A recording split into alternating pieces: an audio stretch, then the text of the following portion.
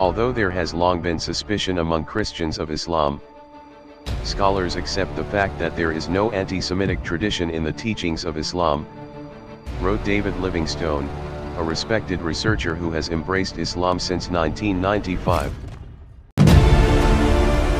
What is important is that Islam offers a different approach to understanding the problem of Judaism. Islam condemns them, but still regards them as people of the book, both believers and non-believers, so that despite the crimes they have committed, they still recognized as a respected religious community. So throughout the course of history in the environment of the Islamic kingdom, the adherents of Judaism, Muslims, and Christians have coexisted peacefully. Jewish people were even allowed to defend their own exilarch, one of the ruling lineages of the Jewish religious community in Babylon from around the 2nd century to the beginning of the 11th century, and organize their own groups according to their Rule 7 with the Talmudic law that has strayed from the truth. I am of the opinion that this explains the vastness of the mercy of Allah, the greatest. And there are also lessons in Islamic teachings for all of us about how to treat others, even though we know they are wrong. Islam says that Judaism initially benefited from divine revelation, but later turned apostate to God.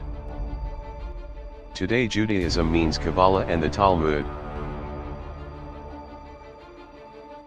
According to the Qur'an, Allah established a covenant with the children of Israel and chose them over all the nations of the world to act as his representatives on earth. They are given 10 simple commands. The spirit covered by this dictum is: do unto others as thou would have others do unto you, do to others as others treat you, that is, the golden rule.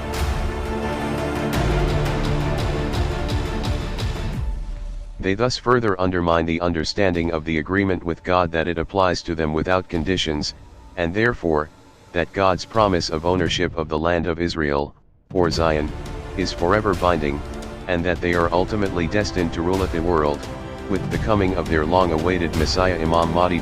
Basically, people who are Jewish have lost the true knowledge of the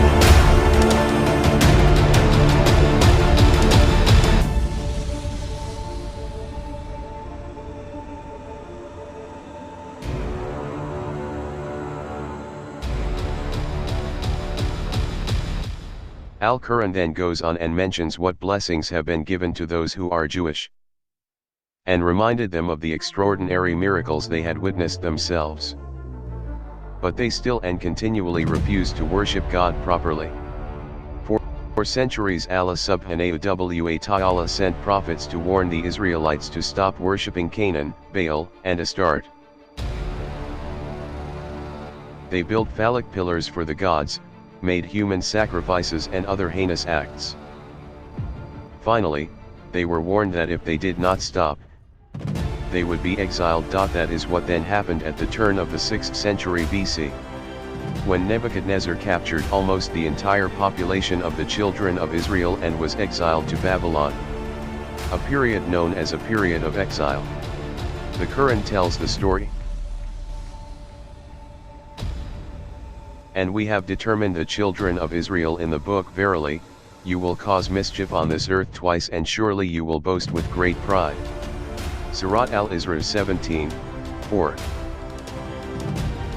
Then when there comes a time of punishment for the first crime of the two evil, we bring to you our servants who have great power, then they run rampant in the villages, and that is a decree that must be carried out.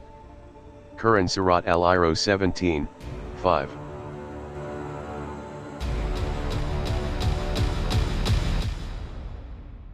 When it happened in Babylon, where a number of people who were Jewish committed the act of determining all of his violations, namely apostasy. Instead of leaving worship to Baal, they instead incorporated it into Judaism. Then Judaism was reinterpreted according to their passions. The reinterpreted Jewish religion was finally known as the Kabbalah, which included elements of Babylonian magic and astrology, which Lucifer secretly considered the true God of the Bible, and Lucifer synchronized with various ancient gods. But not all Jewish people are responsible for the change of religion, but only a group among those who are apostates.